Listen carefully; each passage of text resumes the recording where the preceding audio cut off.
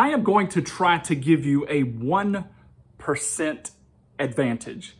Now, this has a very small chance of working, but when it works, it is amazing.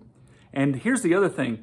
If you are actually trying to grasp a hold of your financial resources and master these things and get in a better position in life, then you look for these 1% advantages. And I guarantee you that when you begin to look for them repeatedly, you are going to find the positions that accumulate to really help you out. So for instance, can you afford your rent or your mortgage, or could you afford to even have a mortgage right now? Some people are like, no, there is no way to.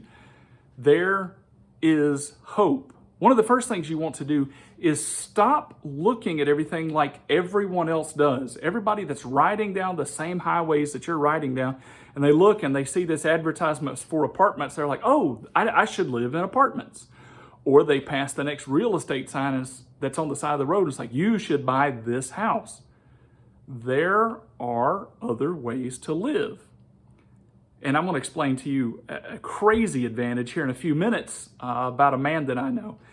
But I'm going to tell you, there have been times in my life that I was terribly, terribly struggling, and I looked for some of these advantages, and absolutely they are real and they show up.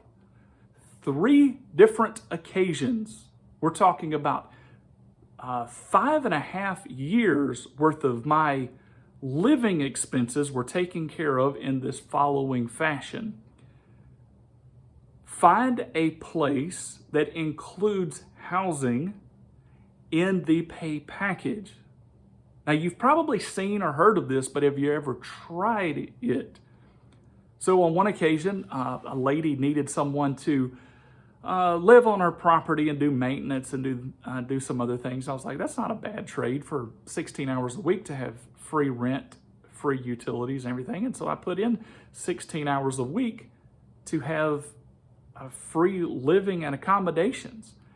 There was another point that I found an apartment complex that actually gave you an apartment. They would rather give you the apartment than actually give you cash, because that is just some of their space. And of course, that depends on the bottom line there. But a lot of places still function on this because they know they can keep a long-term tenant.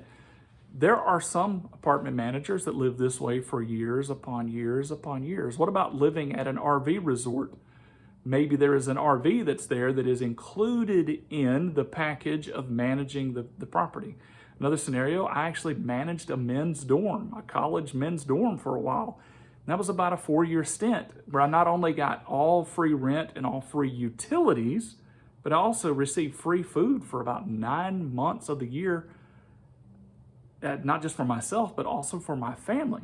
And so you can see, if you will begin to look at life a little differently and look for these cracks and crevices, there might be an advantage if you will quit looking down the normal paths. Now, we are programmed to think that is so weird that is probably not true or doesn't work. I am a living testimony that 5.5 years of my life in the housing department was funded this way, and you can see the kind of advantage that could give to you.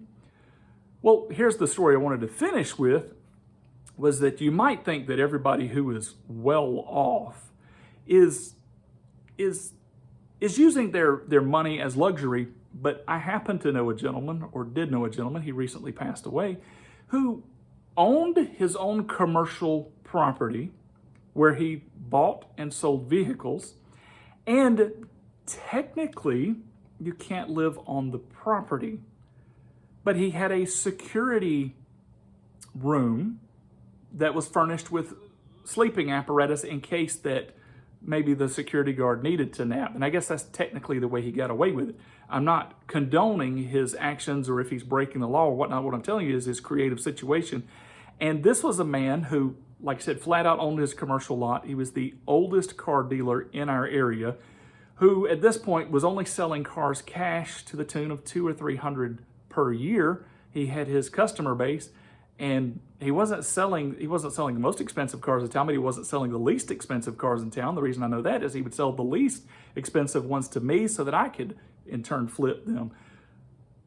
But with that, this man who had the money when a property came up to just buy it, flip it, and sell it, this man lived inside the security shack there. That's where he slept to keep his mortgage down, to keep his overhead down, and so that he could accumulate more. So he lowered the lower overhead. So number one, you can't think like everybody else. And then when you think about this, I'm like, that's kind of weird. Maybe I don't want to do that. I don't know if I should pursue that. To think, well, it actually can be boiled down to it's just a want of yours. It is not that it cannot be done.